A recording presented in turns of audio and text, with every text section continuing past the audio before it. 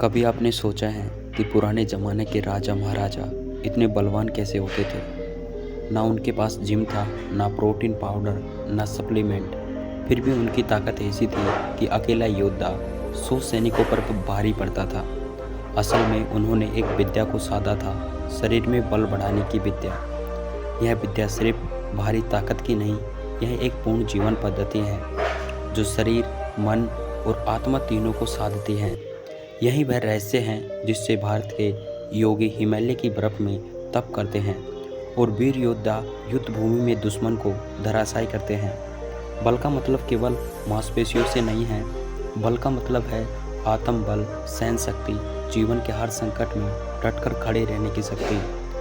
भारत की प्राचीन संस्कृति में बल की शुरुआत होती थी प्राणायाम से, एक लंबी गहरी सांस।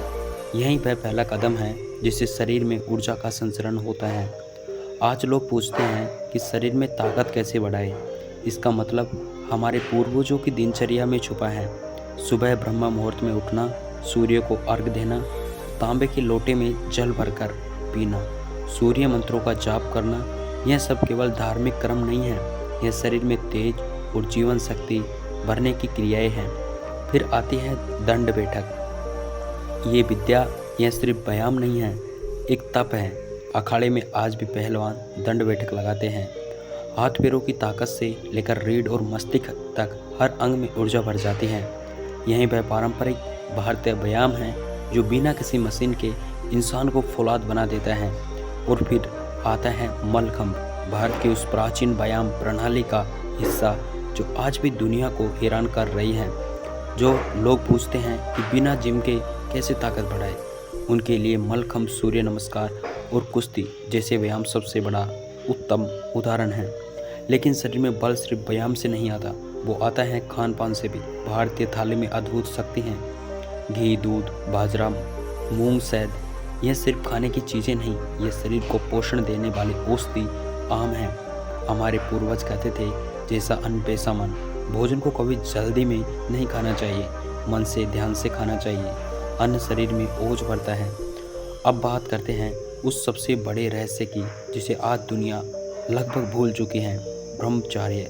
ब्रह्मचर्य का मतलब है ऊर्जा का संरक्षण, वीर्य की रक्षा। जो इंसान अपनी इच्छाओं पर नियंत्रण पा लेता है, उसमें ऐसी शक्ति पैदा होती है जो किसी भी परिस्थिति में उसे टूटने नहीं देती।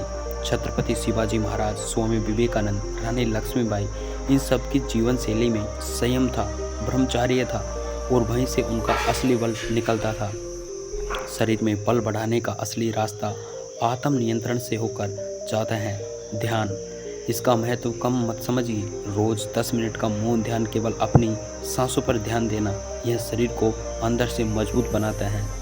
बल को टिकाए रखने का सबसे बड़ा रहस्य है अनुशासन। हर दिन उठने का एक निश्चित समय और भोजन और सोने की एक रूटीन। यह छोटे छोटे नियम ही शारीरिक और आयरन बना देते हैं। महाभारत में भीष्म पितामह ने कहा था कि अनुशासन से बड़ा कोई बल नहीं है। अब सवाल यह है, क्या आज भी भागती दौड़ती जिंदगी में भी हम सब यह बल प्राप्त कर सकते हैं? बिल्कुल कर सकते हैं। हर दिन 30 मिनट का व्यायाम, सादा खाना और 10 मिनट का ध्यान, ब्रह्मचर्य का पालन और समय का सम्मान, बस इतना सा बदलाव और आपकी ताकत कुछ ही महीनों में दोगुनी हो जाएगी। शरीर में बल बढ़ाने की विद्या आज भी जीवित है। बस फर्क इतना है कि पहले यह विद्या गुरु द्वारा सिखाई जाती थी और आज हम इसे खुद स्वयं सीख सकते हैं। तो उठिए, क्योंकि आप भी उसी मिट्टी से बने हैं जिससे अर्जुन, शिवाजी और लक्ष्मीबाई बने थे।